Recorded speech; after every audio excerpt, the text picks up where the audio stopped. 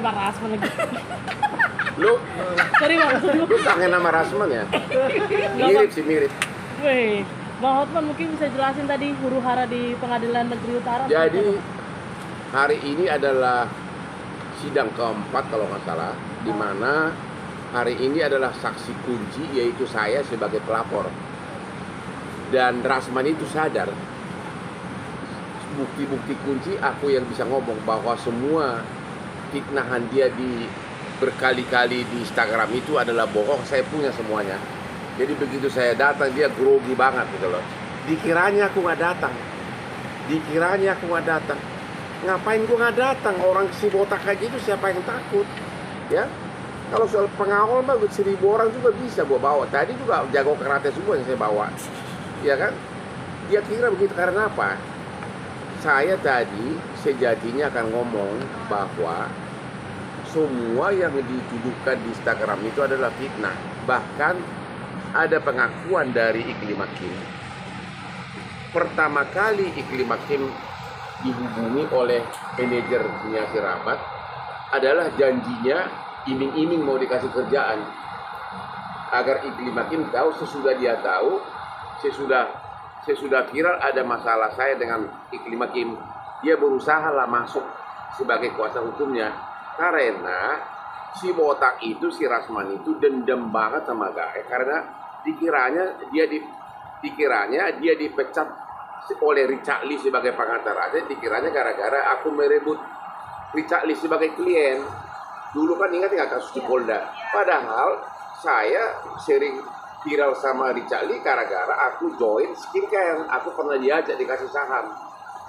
Bukan, Richard Lee itu nggak pernah jadi klien gua sampai hari ini.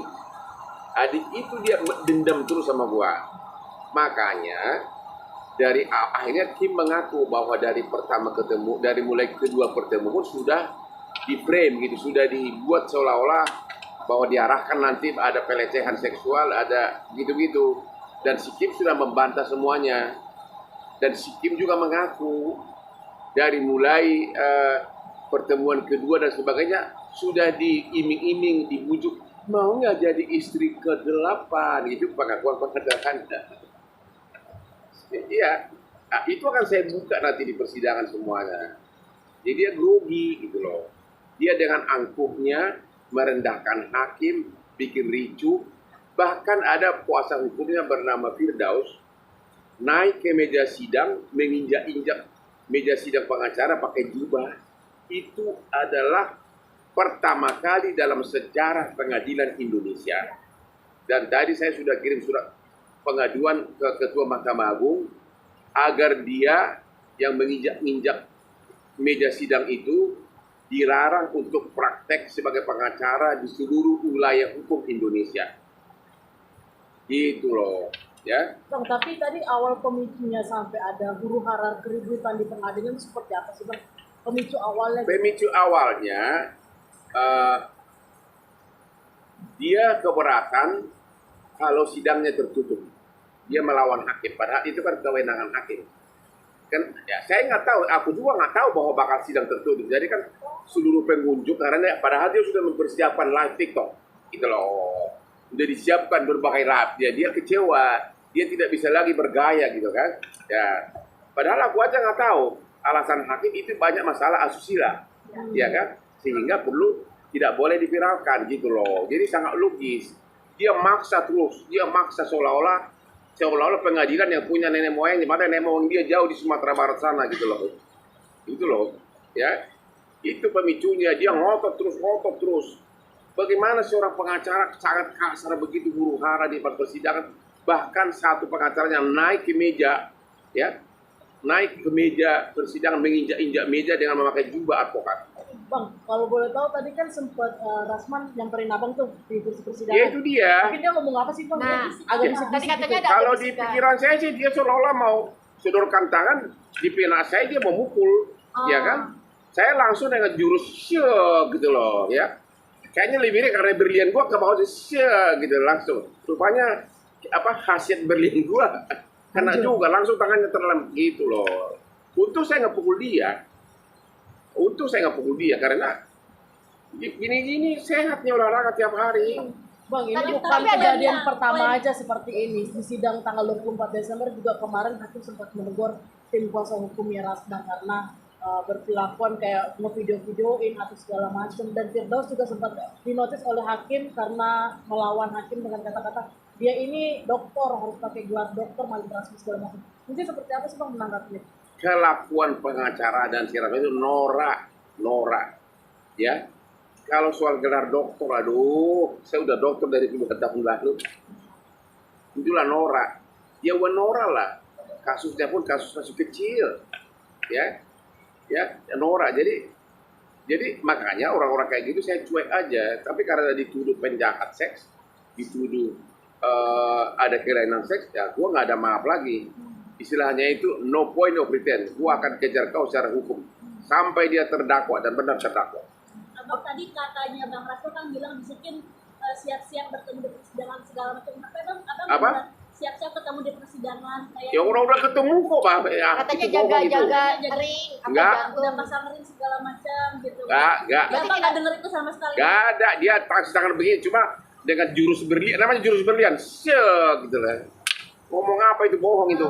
Tapi pada akhirnya kan abang kan diamankan sama pihak Itu kan tanpa dia makan, itu kan tugas seorang pengadilan. Ya. Dan bodyguard gua ada 20 di situ. Ya, Tapi saya sungguh tenang. ya. Abang kok bisa sekalem itu, setenang itu, padahal kan suasana tidak. Karena aku menganggap itu si Rasman itu nggak ancaman, gua senyum. Waktu dia datang pertama udah bergaya dia, apalah. Ya begitu dia mulai teriak, tahu nggak waktu itu? Gua gini, benar nggak lihat gua gitu kan? Untung nggak gua bilang gini, cuma kan harus gua menghormati sidang kan. Apakah itu cara Abang buat Ya pertama gue nggak takut sama siapapun, apalagi orang kayak dia. Itu orang-orang semua perantau semua. Yang saya sudah duluan maju, apa yang ditakutin? Dia bukan siapa-siapa. Ya, jadi nggak ada yang ditakutin gitu loh. Ya, jadi hanya mulutnya aja yang ini. Tapi sebenarnya dia nggak punya power apapun. Karir juga udah jauh di belakang gue, udah jauh banget gitu loh. Jadi ngapain ditakutin orang kayak gitu? Tapi ketika Yang kedua juga saya akan membuka semua bahwa begitu Iklim Hakim bersedia menunjuk dia sebagai kuasanya, langsung nggak usah bayar honor pengacara, tapi kau jadi istri ke-8. Itu pengakuan kuasa hukumnya di berbagai medsos. Itu semua saya ada, itu yang mau saya bongkar tadi. Mungkin dia grogi gitu loh. Iya, berarti abang bukti konkret soal omongan itu ya bang ya? Ada semua video, ada di Intens, di mana-mana ada. Itu mau saya buka. Karena yang punya wewenang punya itu saya gitu loh. Mereka itu kan dari segi karir pengacara dengan saya itu adalah udah kayak anak kecil sama orang dewasa. Itu udah jauh di belakang gua gitu loh. Bang, tadi juga Bang Rasman teriak-teriak, saya tidak akan menjadi tersangka, saya tidak akan menjadi tersangka. Udah terdakwa dia. Saya tidak akan ditahan, mungkin seperti apa? Ya karena memang ancaman hukumannya di bawah 5 tahun. Iya. Jadi memang tapi dengan kelakuan seperti itu coba bagaimana sikap hakim? Makanya naluri bisnis dia nggak ada. Dengan melakukan itu kliennya akan menjauh. Pengadilan akan menjauhi dia. Hakim akan marah semuanya. Dan tidak akan mungkin perkara-perkara besar. Akhirnya apa? Datangnya kayak Hotman semua. Akhirnya apa? Lamborghini gua nambah terus. Bang, Gini-gini gua nambah terus. Halo Rasman. Halo. Bang, perilaku Saya mah nggak perlu harus bujuk-bujuk cewek istri ke-8. Antri langsung. Kau berapa? Antri nomor 371.